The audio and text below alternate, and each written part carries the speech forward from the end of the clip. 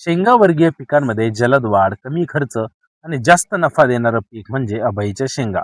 पण या शेंगांचा इतिहास किती जुना आहे, त्या जगात कुठे सर्वाधिक पिकवल्या जातात, तसेच भारताबाहेर कुठे खाल्ल्या जातात, तर चला जाणून घेऊया या व्हिडिओच्या माध्यमातून.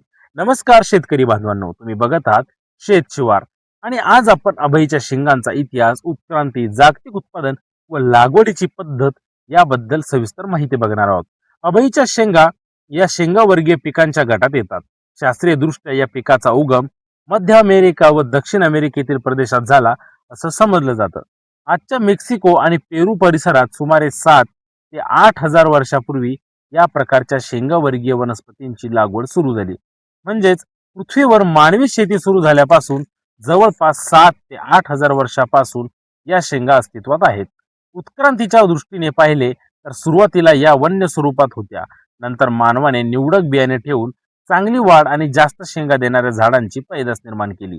कालांतराने विविध हवामानानुसार वेगवेगळे वाण विकसित झाले. त्यामुळे आज आपल्याला लांब, गोल, पातळ, जाड, हिरव्या किंवा पिवळसर अशा अनेक प्रकारच्या शेंगा या अभयमध्ये बघायला मिळतात.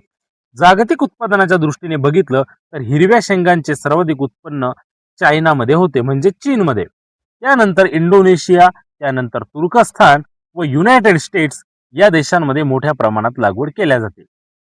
कमी उत्पादन करणारे देश प्रामुख्याने थंड हवामान असलेले किंवा शेतीयोग्य जमीन कमी असलेले देश म्हणून ओळखले जातात.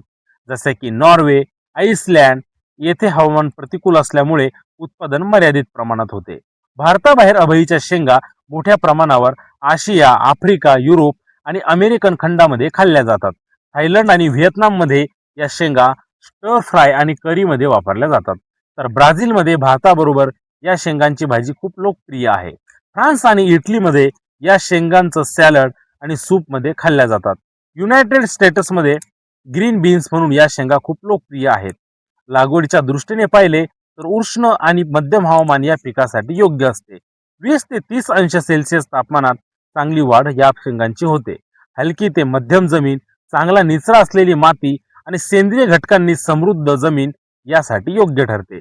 पेरणी खरीप आणि उन्हाळी हंगामात करता येते. साधारणपणे 50 ते 60 दिवसात हे पीक काढणीसाठी तयार होतं. अभयच्या शेंगांचं पोषण मूल्य सुद्धा खूप आहे.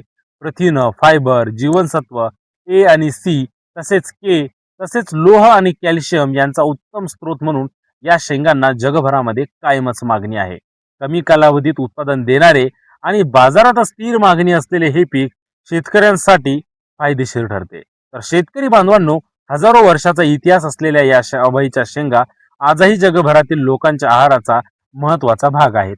योग्य नियोजन, सुधारित वाण आणि आधुनिक तंत्रज्ञानाचा वापर केल्यास या पिकातून चांगला नफा तुम्ही मिळवू शकता. अशीच शेतीविषयक माहिती मिळवण्यासाठी तसेच शेत शिवार यूट्यूब चॅनल जर तुम्हाला आवडत असेल किंवा आणखी यासारखे व्हिडिओ तुम्हाला बघायचे असेल तर आवर्जून चॅनलला सबस्क्राईब करा आणि शेअर करायला विसरू नका. धन्यवाद. भेटूया पुढच्या व्हिडिओमध्ये.